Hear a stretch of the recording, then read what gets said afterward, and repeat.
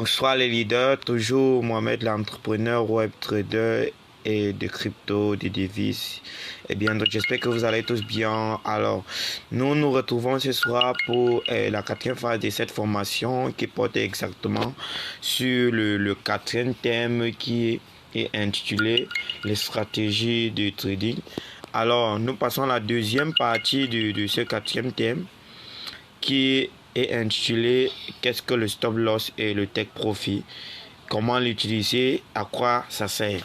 Voilà donc les titres, les grands titres que nous allons utiliser ce soir et les démontrer aussi.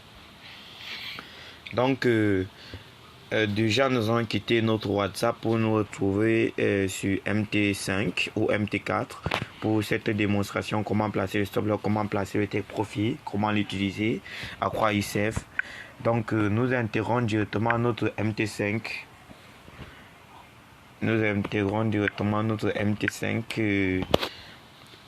Si vous pouvez bien voir, nous allons directement essayer de placer un stop loss et essayer aussi de placer un take profit.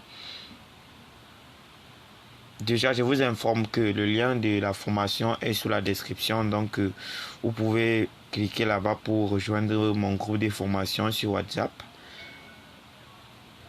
Et surtout, abonnez-vous, activez la cloche de notification, partagez et surtout commentez, laissez tous vos problèmes en commentaire. Nous allons nous en charger et ça fera l'objectif des prochaines vidéos. Voilà.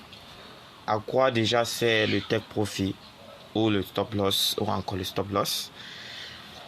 Le stop loss, c'est une base limite de perte que vous acceptez de faire sur le marché financier. Un exemple palpable.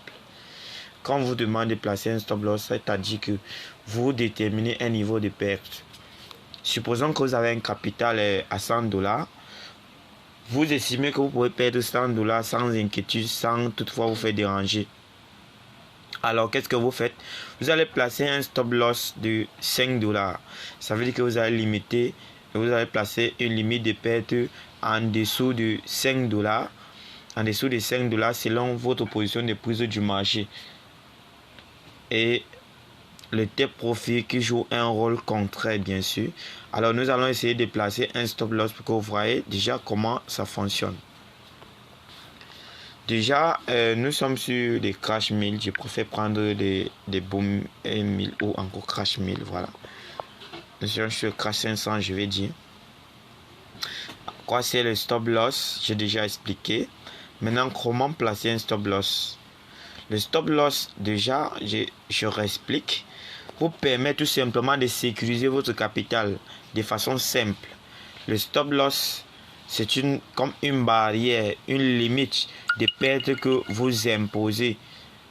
Vous comprenez que vous imposez à un broker sur votre capital.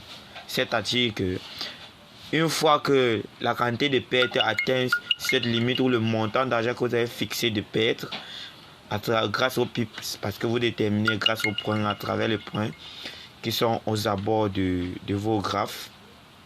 Une fois que le marché part contre vous et que cette ligne de perte que vous avez fixée est atteinte, automatiquement vous êtes retiré du marché et votre capital est conservé. Vous ne perdez que l'infime partie que vous avez décidé au départ.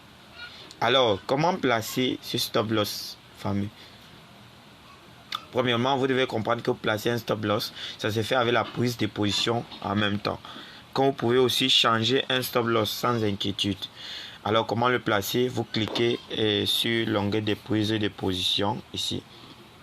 Vous allez cliquer là. Ensuite, supposons que le marché est à ce niveau et vous voulez prendre une position de trade en buy parce que nous estimons que le marché est plutôt en train de monter comme nous voyons, malgré qu'il y a eu déjà une cassure ici, que nous sommes certainement sur une tendance baissière, mais nous voyons déjà le marché en train d'évoluer. Nous pouvons décider de prendre une position en buy, c'est-à-dire que nous tradons en faveur de la hausse du marché. Donc nous allons cliquer sur l'onglet prise de position.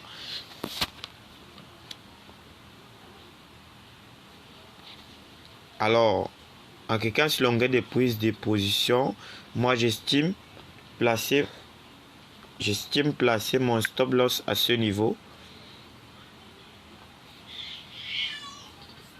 en dessous de la balance bien sûr.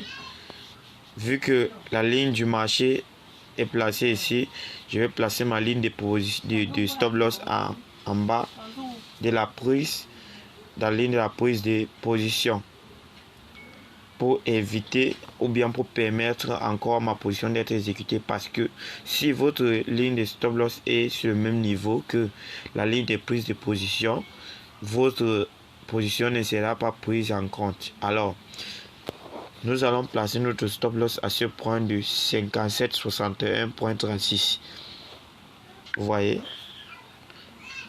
57,61.36. Alors, qu'est-ce que l'on fait? On clique tout simplement l'onglet de prise de position et vous voyez bien écrit ici SL, ça veut dire stop loss. Vous allez placer 57,61.36 et bien d'autres. Et nous allons cliquer sur Buy. Voilà. Si vous voyez bien, si vous pouvez bien constater, la position n'a pas été exécutée. Je vais descendre un peu plus bas. Nous allons prendre le 57,59. Voilà. 57,59. 57,59. Position prise. Si nous constatons bien sur le graphe, vous allez voir une ligne qui vient d'être imposée sur le graphe. Si nous basculons un peu l'écran déjà, nous allons basculer l'écran de la gauche vers la droite. Nous plaçons en mode Android. Je préfère faire toute cette vidéo avec le téléphone Android parce que j'estime que la majorité d'entre vous, d'entre nous, utilisent le téléphone Android. Si nous ne pouvons pas voir la ligne de stop loss, je vais bien modifier la position pour qu'elle puisse être bien visible. Donc nous allons placer à 57,60. 57,60 pour permettre une bonne visibilité. Alors qu'est-ce que l'on fait? Je vais tout simplement modifier cette position. Je ne vais pas prendre une nouvelle position. Alors pour modifier une position, déjà vous connaissez. Vous cherchez le trade que vous avez pris, vous tirez de la droite vers la gauche. Vous cliquez sur le stylo. Alors nous allons placer 57,61. 61 modifié. Voilà, position modifiée.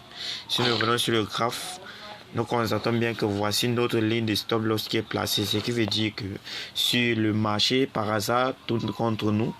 Une fois que cette ligne est touchée, nous allons être automatiquement retirés du marché et une partie de notre capital sera conservée. Alors, c'était tout pour la démonstration du placement des stop loss. Alors, à quoi ça sert? Je crois que l'explication est déjà faite plus haut. Et comment l'utiliser? Voici donc comment l'utiliser. Vous connaissez désormais comment placer un stop loss, comment modifier un stop loss, à quoi ça sert. Et je vois que c'était l'objectif de la vidéo. Alors, nous nous retrouvons après pour une deuxième vidéo pour expliquer la prise de position avec le Take Profit, à quoi c'est le Take Profit et comment l'utiliser. Alors, à plus pour une prochaine vidéo.